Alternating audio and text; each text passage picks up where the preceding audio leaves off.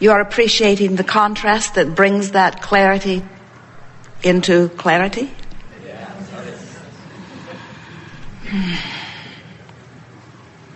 So when contrast helps you to know what you don't want, and therefore helps you to know what you do want,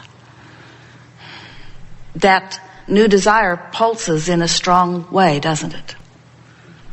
And Source hears your request, shines a spotlight of attention upon it now. Law of attraction goes to work, because that's how the expanding universe works. You ask, and Source tends to what you are asking for through attention. And through that attention that you first conjured through contrast, and now the attention that the fuller part of you gives, your desire, which was newly hatched, is now underway. Yes? But where are you in relationship to the newly hatched desire? That's really what we're asking. When we say, are you enjoying the contrast? That's really the question that we're asking. Is the contrast, which is giving birth to the new desire, which is causing an expansion, not just of your world, but of the universe, is that contrast appreciated by you? Do you understand the value of the new desire? Because if you do, then even though the manifestation has not yet appeared, even though you're not yet spending it or sleeping with it or driving it, your desire has been registered in the timeless halls of creation and is in progress. So the question that we're asking is, what's your mood or attitude during that in progress state? Before it is actually manifested, where you can see it and smell it and hear it and taste it and touch it. What's your attitude about this creation that is in the becoming? If your attitude is one of confidence, if your attitude is one of expectation of happy experience, if your attitude is one of appreciation for the process in general, if your attitude is one of anticipation and eagerness and friskiness, then there is very little time gap between the contrasting experience which caused you to ask and the full receiving of what you're asking for. And if that is the way you are proceeding in life, with an attitude of appreciation and joy and happy expectation and optimism, then you are moving through life in this sort of seamless flow where you ask and you receive and you ask and you receive, and with each receiving comes a new platform from which to ask. But if you are irritated in the interim, if you are disappointed in it not yet being there, if your expectation is one of slowness or of it not coming at all, then in that negative mood or attitude that you have sometimes learned to generate over long periods of time, you hold yourself as, hear this, the only uncooperative component in this scenario of creation. In other words, you created it, and Source is tending to it, and there is a law of attraction response to all of that, which is creating a vortex of attraction where all cooperative components have been assembled. The art of allowing gathering that we are participating in together here today asks the question, and we'll answer it. We want you to hear it. Where are you? Are you a cooperative component or an uncooperative component? And if you're wondering how you know, if you're ornery, you're not cooperating. If you're pessimistic, you're not a cooperative component. If you're doubtful, blameful, angry, frustrated, if you are overwhelmed, if you are ornery, cranky, obstinate, irritated, you are not a cooperative component. You are an uncooperative component. That's why you feel ornery. If you feel frisky, if you feel elated, if you feel interested, if you feel pleased, if you feel satisfaction, if you feel appreciation, if you feel interest, appreciation, love, joy, all that stuff, those good feeling emotions mean you're a cooperative component. And the degree to which you feel good and the consistency with which you feel it indicates your degree of cooperation. There are so many people who cooperate in the first step of the 3-step process. They sift through the contrast, we love you very much, because you can't help it. In other words, many of you, if you had a choice, you wouldn't sift through the contrast. You'd say, now I'm here, clean it all up so I can just observe good things.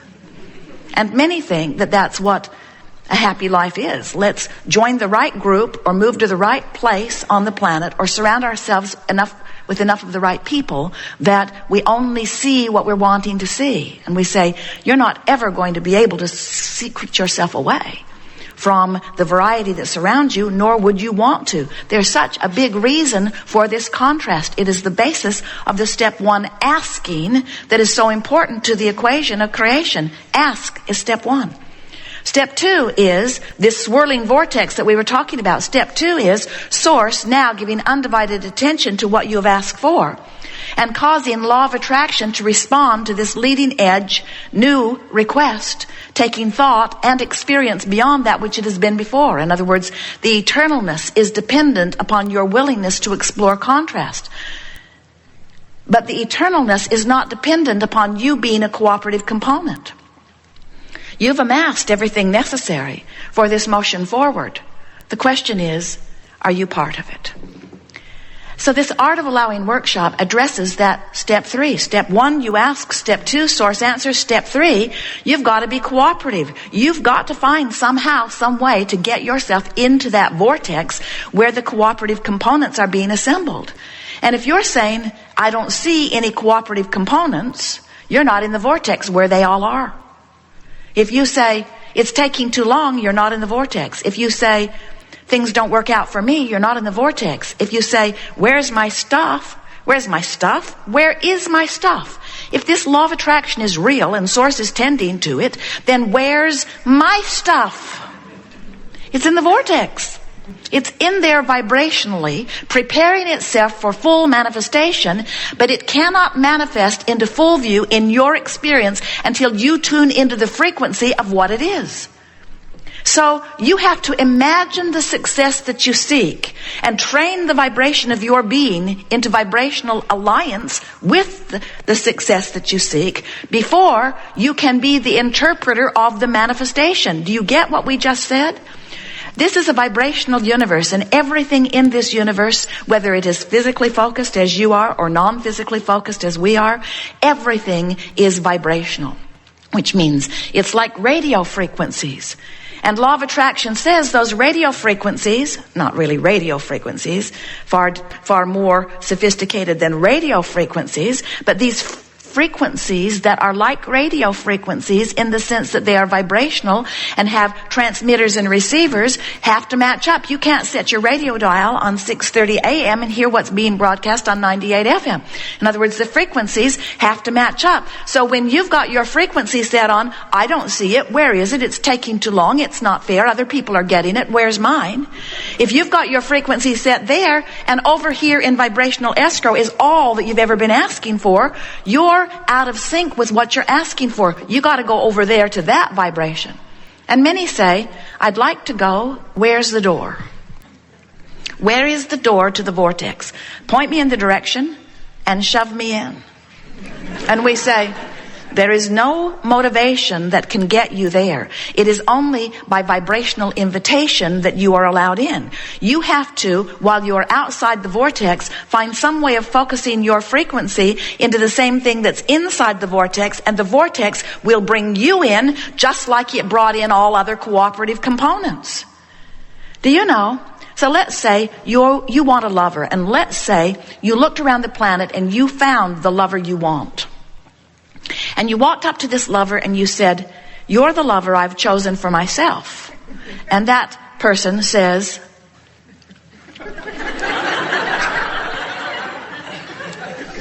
I am choosing otherwise. And you say, so you're not going to be a cooperative component, huh? Meanwhile, law of attraction and your vortex are over here swirling with all of the components that you've put there. When someone was rude to you, you asked for nicer. When they didn't know what they were doing, you asked for more competence. When they were sloppy in their behavior, you asked for more tidiness. In other words, through the sifting of your life, you ask for the specifics, and your perfect mate is swirling vibrationally in this vortex. But you've walked up to someone and demanded that they be the cooperative component, while all along, without your even knowing it, the most cooperative component, the people or person who has fulfilled every requirement, small and large, that your life has helped you to sort out, has already been assembled and is in your vibrational vortex, waiting for your willingness to achieve vibrational alignment with it, so that you can then see your partner. But you've decided not to be a cooperative component because you're focused upon that not cooperative one and that one and that one. You're saying, I can't find my lover. All the good ones are gone. I found one once that thought it was a good one, but turned out really not to be a good one.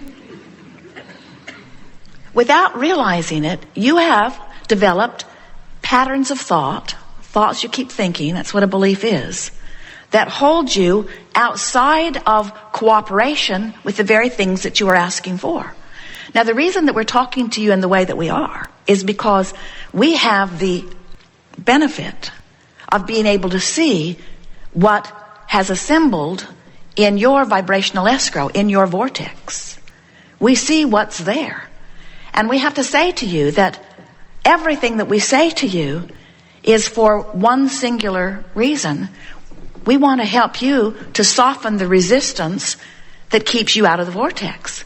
In other words, if you just stop doing that thing you do that makes you uncooperative, you'd go right in. It's that thing you do that holds you out. If you just stop doing that, some of you say, well, maybe I could just sleep long enough.